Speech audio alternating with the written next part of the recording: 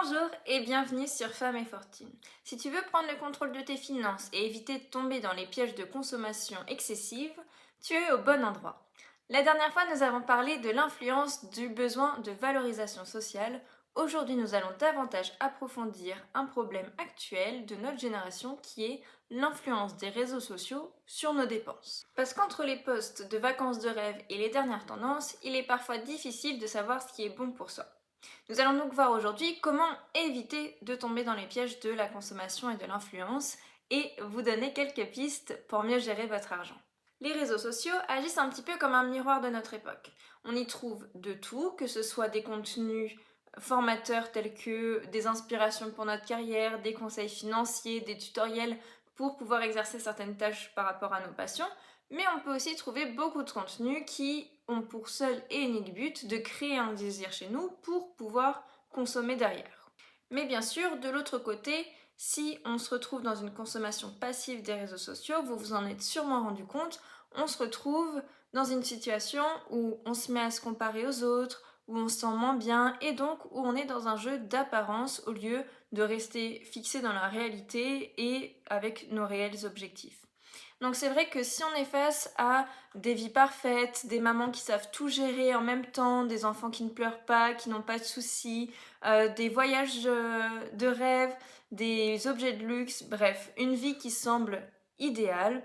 À côté de ça, on a l'impression qu'on n'arrive pas à gérer, qu'on n'est pas à la hauteur, que peut-être on fait mal les choses, alors qu'en fait, généralement, ces contenus sont préparés, parfois organisés. Forcément, on ne va pas montrer la partie de la maison qui est mal rangée et où, je ne sais pas, les travaux ont été mal finis, etc. Non, on va se mettre dans un petit cadre idyllique où l'espace a été bien aménagé pour pouvoir proposer le contenu, ou un point de vue avec tel éclairage, etc.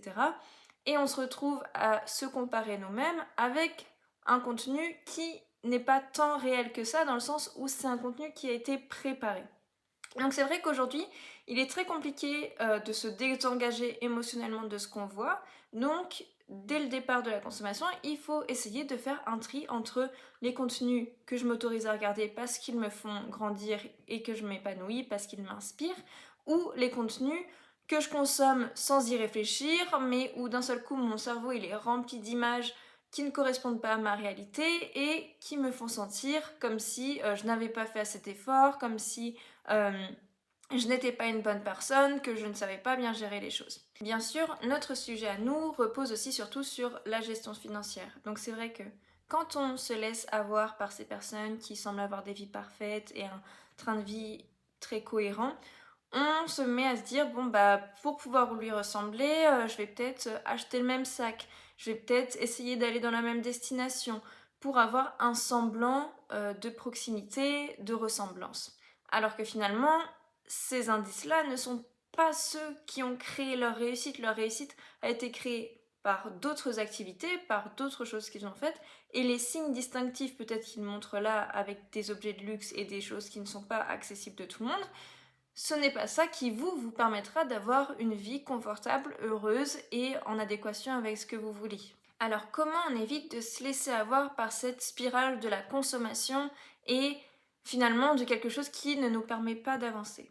La première question à se poser, et même les premières questions à se poser, c'est comment j'utilise les réseaux sociaux et pourquoi je les utilise? Si tu les utilises déjà pour te former, pour apprendre, comme tu le fais actuellement sur cette chaîne, pour aller chercher des personnes inspirantes, des contenus qui te font grandir et qui te forment. Dans ce cas-là, tu es déjà sur la bonne voie. Ces comptes-là seront une vraie richesse pour toi, que ce soit dans le domaine des finances ou un autre domaine. À partir du moment où tu commences à aller chercher de l'information vraie et qui te permet d'avancer dans tes projets, dans ce que tu veux entreprendre, alors pour toi c'est une vraie richesse, surtout que les réseaux sociaux proposent majoritairement du contenu gratuit. Donc effectivement, les réseaux sont là pour te permettre de grandir et aussi parfois d'éliminer la limite qu'il y a entre différentes classes sociales, etc. Aujourd'hui, tu peux accéder à du contenu gratuit proposé par tout un tas d'influenceurs, de youtubeurs, d'instagrammeurs, peu importe qui.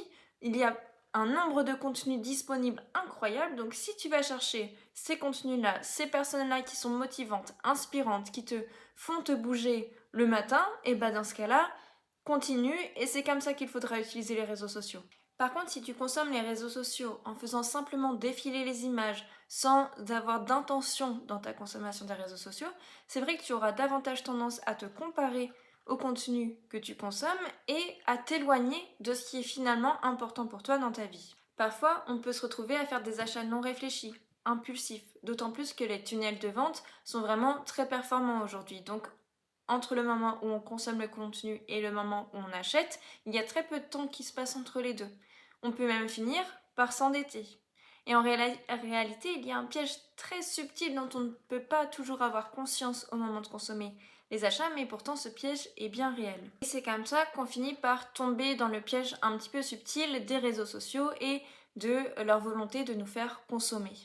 Alors, comment naviguer entre ces deux mondes, inspiration ou comparaison? La réponse réside dans la consommation consciente.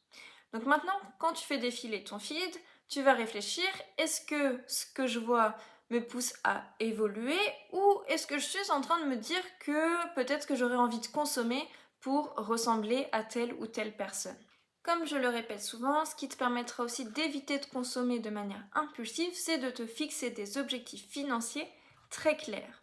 Que ce soit réaliser un projet, épargner, investir, normalement, tu devrais avoir une idée de qu'est-ce que tu veux dans ta vie, quelles choses tu as envie de réaliser et en vertu de ça, adapter tes finances. Donc forcément, si j'ai envie dans 2 ans de partir au Japon, il faut que je puisse payer mon avion, il faut que je puisse payer mon logement, il faut que je n'ai pas à travailler pendant cette période-là ou que je puisse ajuster, il faut que je puisse faire certains aménagements et ça aura un certain coût.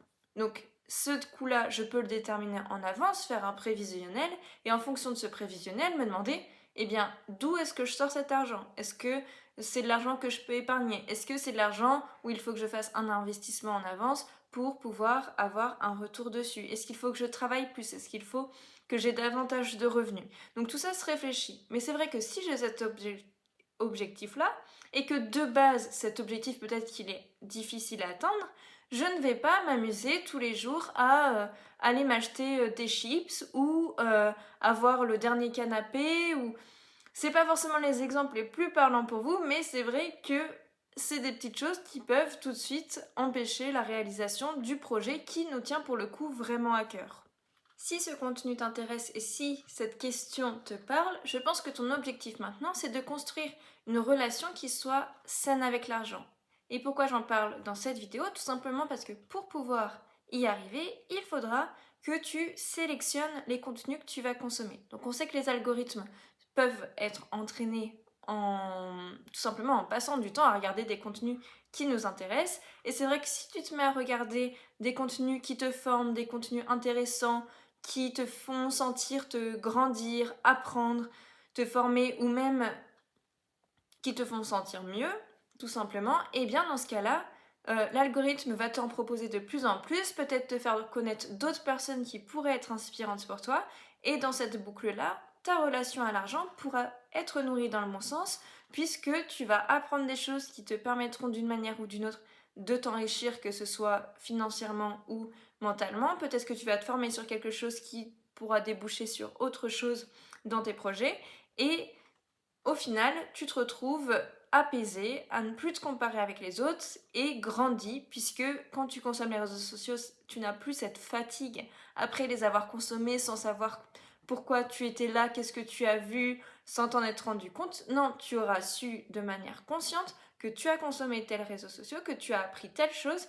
Peut-être que tu ne te souviendras pas de tout, mais tu sauras que tu as été inspiré et que quelque chose t'a motivé. Peut-être juste une petite phrase, peut-être que tu n'auras pas tout retenu, mais effectivement, une fois que tu auras fini de consommer tes réseaux sociaux pour passer à ton activité suivante, tu seras empreint d'une énergie nouvelle parce que tu as été influencé par des personnes qui t'inspirent vraiment. Donc finalement, si tes objectifs actuels ne sont pas encore assez clairs, penche-toi dessus pour savoir qu'est-ce que tu veux réaliser, quelle est la vie qui te ressemblerait vraiment, quelle version de toi tu veux être dans 10 ans, dans 5 ans, dans 2 ans, maintenant, qu'est-ce que tu veux développer en toi pour pouvoir mieux choisir tes réseaux sociaux, mieux choisir ton contenu et effectivement te sentir mieux au quotidien sans avoir à te comparer aux autres, sans avoir à acheter de manière compulsive et tout simplement en étant libre financièrement mais aussi mentalement par rapport à la pression sociale. Pour finir, les réseaux sociaux peuvent être un outil puissant si tu te mets à les consommer de manière réfléchie et consciente. Ils peuvent t'aider à te former, à t'inspirer, à avancer dans ta vie financière. Il faut faire la différence entre ce qui te pousse à consommer impulsivement et ce qui te nourrit au quotidien, qui participe à la création de l'avenir que tu souhaites pour toi. Si tu veux prendre le contrôle de tes finances, rappelle-toi que chaque petite décision peut avoir un fort impact et que ta richesse ne réside pas dans ce que tu as, mais dans ce que tu comptes faire de ton argent. Si tu as aimé la vidéo, n'hésite pas à me le faire savoir. Abonne-toi et allume la cloche si tu veux voir les prochaines vidéos. N'hésite pas aussi à laisser en commentaire éventuellement tes inspirations, notamment sur le sujet des finances, que ce soit des noms de chaînes, de personnes à suivre ou même des livres que tu pourrais avoir consommés. Et puis bien sûr, si cette vidéo t'a aidé, n'hésite pas à la partager avec tes amis éventuellement qui pourraient en avoir besoin ou avoir besoin de réfléchir à ce sujet. Et merci surtout pour ta présence. Je te dis à très bientôt sur Femme et Fortune.